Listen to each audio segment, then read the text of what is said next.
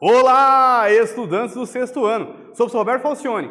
Neste vídeo de retomada, vamos estudar sobre feudalismo. Bora lá? Embarca nessa aventura, eu vou apresentar para vocês o primeiro slide. Distribuição de terras e cargos a nobres, o significado de feudo.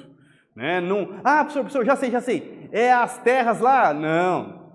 Poderia ser uma grande extensão de terra, muitas vezes, mas poderia ser também o significado de feudo relacionado a um cargo, a um direito de cobrar impostos sobre uma vila, uma cidade medieval, ou até mesmo uma quantia em dinheiro, em gado, em cereais. Tudo isso é o feudo, não somente as terras. Aliás, as terras são chamadas de senhorio, onde tem um castelo, as terras manservil, senhorial, terra comunal. Esse é o senhorio, só que nós chamamos, enfim, de uma maneira mais coloquial, de feudo. O feudo era muitas vezes, então, essa grande extensão de terra, poderia ser um direito de cobrar impostos, receber cargo e uma grande quantia paga em dinheiro, gado, cereal. Os deveres do suzerano e vassalagem, essa relação de fidelidade, o do suzerano tinha o dever de proteção e concessão do feudo. Já o vassalo, aquele que recebia, também tinha um dever, auxílio monetário e militar e jurar fidelidade e conselho ao seu suzerano. Tinha um sistema de inter-relação pessoal impressionante. Como que eles se reproduziam entre os nobres, Havia o rei? Sim, havia. Mas ele era suzerano, tão quanto o outro nobre suzerano. Ele só mandava dentro do feudo dele, dentro do senhorio dele. Assim como o outro suzerano que tinha um poder sobre o feudo dele, dentro do senhorio dele. Entre esse suzerano, ele vai fazer uma doação de um feudo, que agora vocês já sabem, não é somente uma terra, para um outro nobre que vai se tornar um vassalo. E interessante que esse nobre, esse vassalo, pode se tornar um suzerano de outros vassalos, como vocês estão vendo nesse slide. Criando subvassalos, microfeudos, microsenhorios, podemos dizer assim. Se for uma grande extensão de terra, você dá mais um pedacinho de terra para um outro nobre se tornar um vassalo, criando essa relação de fidelidade. Por que eu preciso doar terras?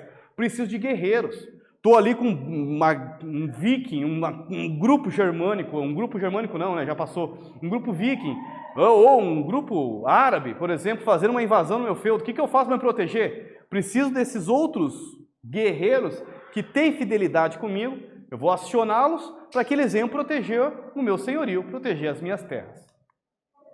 Colonato e comitatus, a base do feudalismo, que surge entre os séculos 9 e 15, o feudal, a sociedade feudal, é aquela imagem do castelinho, das terras, do camponês, do guerreiro, do nobre. O colonato é de origem romana, é a relação de trabalho. O camponês pega um pedaço de terra, ele tem que plantar, colher, o que colher ele vai pagar com um pouco do que foi colhido para o dono da terra. A relação comitatus é aquela fidelidade dos guerreiros com o chefe germânico, é de origem germânica.